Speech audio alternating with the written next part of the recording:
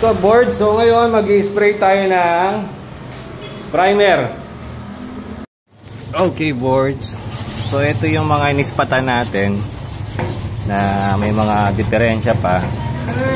Ngayon ililiha natin siya na 100 gamit ang tubig, na may tubig, liha na may tubig. Mas malambot siya gawin at hindi masyadong malikabok. Yan ang isang pamaraan ni Boss Ken kung paano gawin ang isang proyekto. Mapadali. Dahil kung wala ho itong tubig, kung purong liha lang, mas mabilis ho, mas magasto sa liha. Kasi naninikit ho yung polytop sa liha. Eto, sausaw ka lang. Okay na.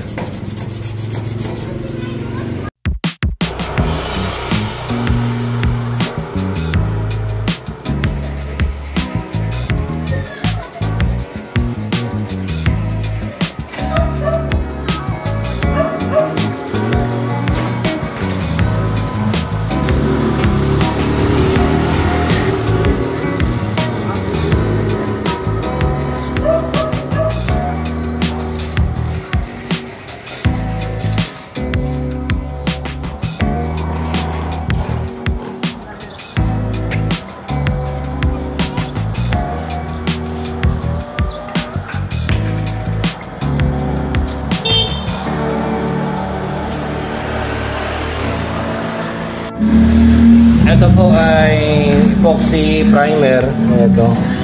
Ito yung bagong bili natin na tropa natin yan. Ngayon ang halo niyan, itong lacquer thinner. I-spray ho natin sa mga inispatan natin yan. So i-spray lang tayo ngayon mga boss. Ito, nakatimpla na tayo. At gagamit po tayo ng stocking para pagsalin dun sa spray gun, malinis po siya. Wala siyang mga dumi-dumi.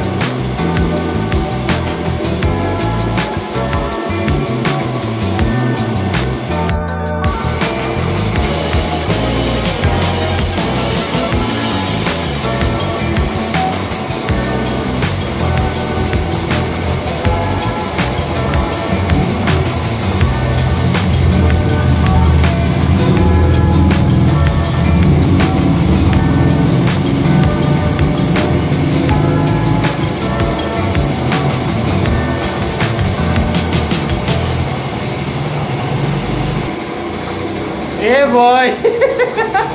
Hey sir! Kaway mo siya dito!